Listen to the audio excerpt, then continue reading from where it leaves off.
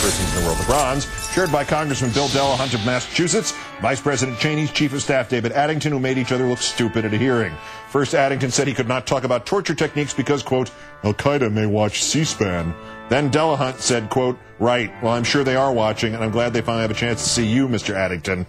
Well, one of the loonier of the conservatives in Congress, Steve King, then got even dumber when he said Delahunt was inciting Al-Qaeda to violence against Addington. It was a damn fool thing of Delahunt to say, and not that bright from Addington either. Runner-up Richard Johnson, editor of Murdoch's Page 6 in the New York Post, just been sued for $10 million for defamation.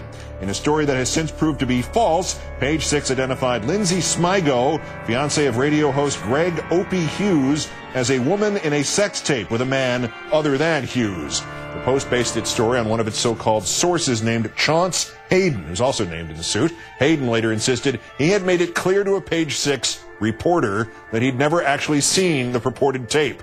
And the Post printed the story anyway. But our winner, self-proclaimed McCain surrogate Sean Hannity of Fox News, victim of one of the funniest moments in broadcasting history last night. After the story of North Korea's deal to end its nuclear program, Hannity went on to cheerlead for President Bush and bash his media critics. The news today brings a clear foreign policy victory for the Bush administration, he pleaded. Then he got angry. But will the press report it that way? He then introduced his guest, former unconfirmed UN Ambassador John Bolton, who promptly completely disagreed with him. I think it's actually a clear victory for North Korea, demonstrating again that they can out-negotiate the U.S. without raising a sweat.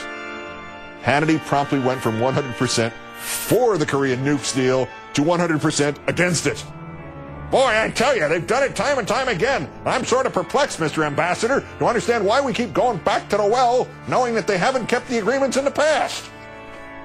In addition to his case of perplexity, Mr. Hannity is said to be recovering from third-degree whiplash. Sean Hannity, today's worst person in the world!